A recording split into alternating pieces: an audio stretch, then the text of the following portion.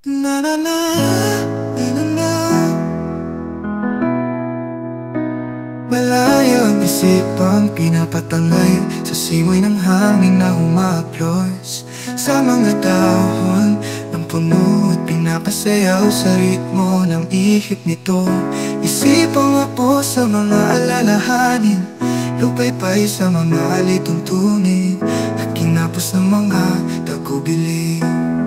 tagubilin na dapat sundin upang hindi maligaw sa tinatahak na landasin. Landasin na ang dulo ay may sinag ng pag-asa at paglago, kung kaya't nakikipaglaban tayo sa mahabang panahon upang makamit ang nagniningning na putong ng pagtatapos, ang bunga ng pagpupunyaging taos. Sa kakahuyan minsan tayo nagkakasama, sa kakahuyan malaya ang ating pagtawa, sa kakahuyan pinalaya ang bigati na ating nadama, at sa kakahuyan doon tayo nagkakilala.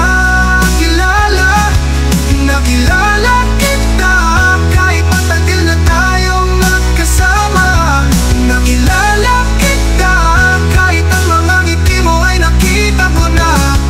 Nakilala kita kahit ilang beses na nakausap ka.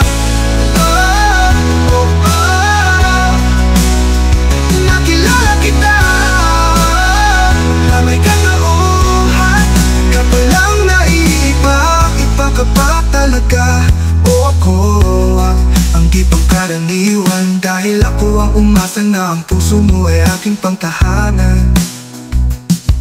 Ang iyong mga bisig ay aking pangkalungan, at ang iyong pag-ibig ang tangi ko pang kaligayahan.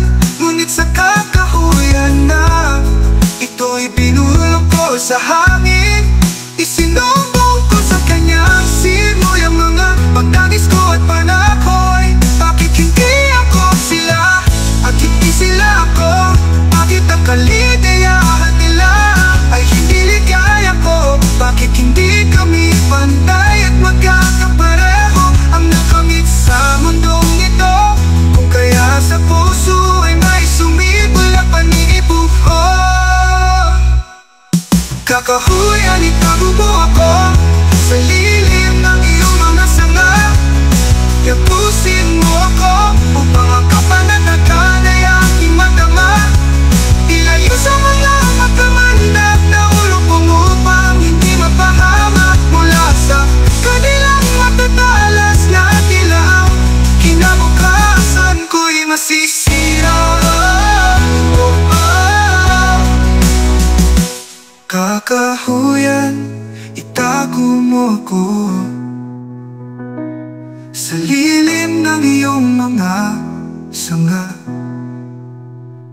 Yapusin mo ko upang ang kapanatagan ay aking madama.